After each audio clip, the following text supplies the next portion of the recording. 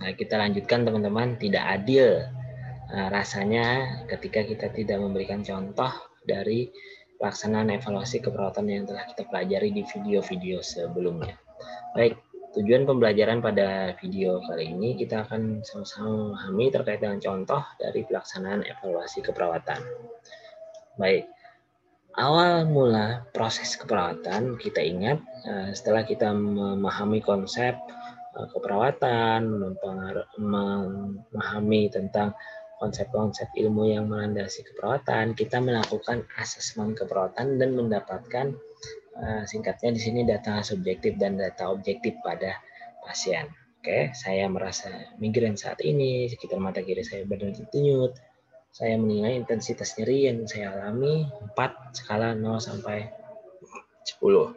Secara data objektif, perawat dapat menyaksikan bahwa wajah pasien meringis, memijat dahi mata kiri, otot leher dan bahu teraba karena tegang, misalkan. Oke, dari asesmen yang dilakukan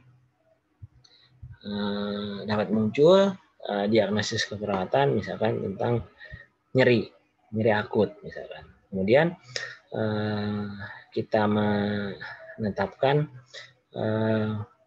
luaran atas dasar diagnosis yang tegak tadi. Misalkan, setelah dilakukan asesmen keperawatan selama 1 kali 30 menit, tingkat nyeri, ya karena nyeri akut tadi, tingkat nyeri menurun. Tingkat nyeri menurun itu adalah tujuan.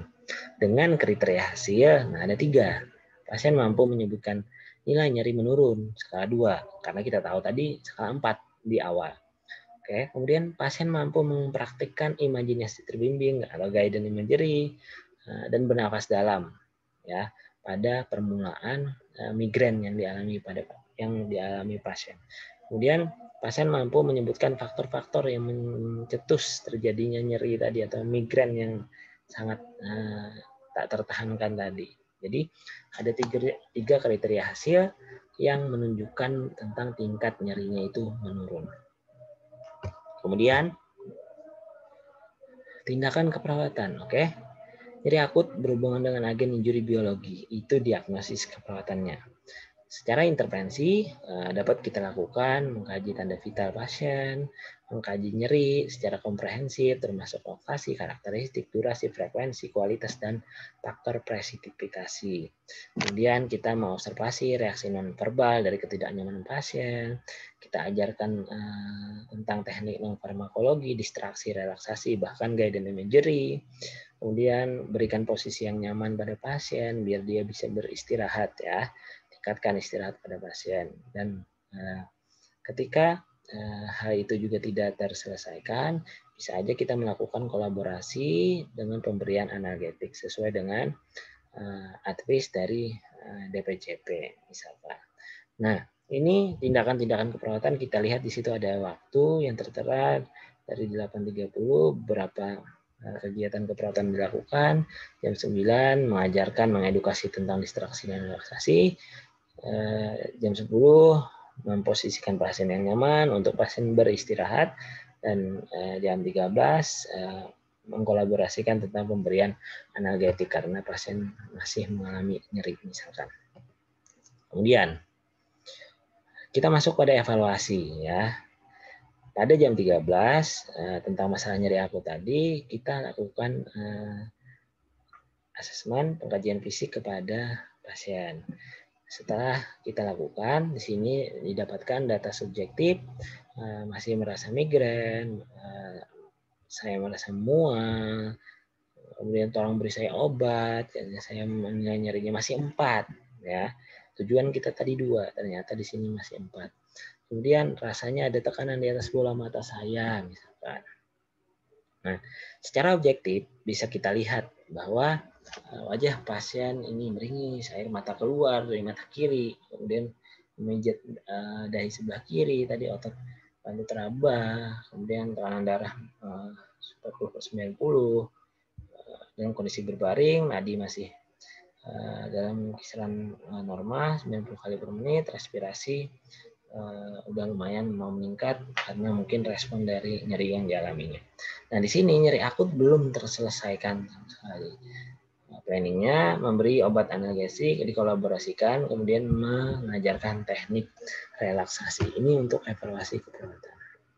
Kemudian pada shift berikutnya diberikan ergotamin tablet 2 mg sublingual pada pasien. Nah, pada pukul 15 perawat shift selanjutnya mencoba untuk mengevaluasi kembali tentang data subjektif objektifnya. Pasien mengatakan bahwa saya merasa lebih baik. Saya menilai tingkat nyeri tadi 2, 0 sampai 10 ya tadi. Asam mual saya menghilang. Wajah tidak meringis lagi, tidak ada mual muntah dan tidak memijat dahi. Oke. Di sini karena masih banyak data yang belum termunculkan ya, bahwa nyeri akut belum terselesaikan karena ada beberapa kondisi yang masih dirasakan oleh pasien. Planningnya mengajarkan imajinasi terbimbing untuk mengurangi nyeri, misalkan. Nah, begitu. Jadi evaluasi keperawatan yang dilakukan pada pasien bisa berbentuk evaluasi proses atau hasil. Evaluasi proses saat terjadi kita melakukan implementasi, kita evaluasi sambil, dan evaluasi akhir itu di akhir dinas biasanya untuk merangkumkan bagaimana kondisi pasien sekarang. Kemudian dalam pelaksanaannya catatan perkembangan itu dilakukan per shift, harus ada pagi siang malam, dan berfokus pada keluhan yang dikeluhkan pasien dan berdasarkan perencanaan yang sudah dilakukan dan diberikan oleh perawat penanggung asuhan di shift-shift sebelumnya, sehingga kontinuitas asuhan terjaga. Oke, mudah-mudahan bermanfaat video ini. Sampai ketemu di video berikutnya.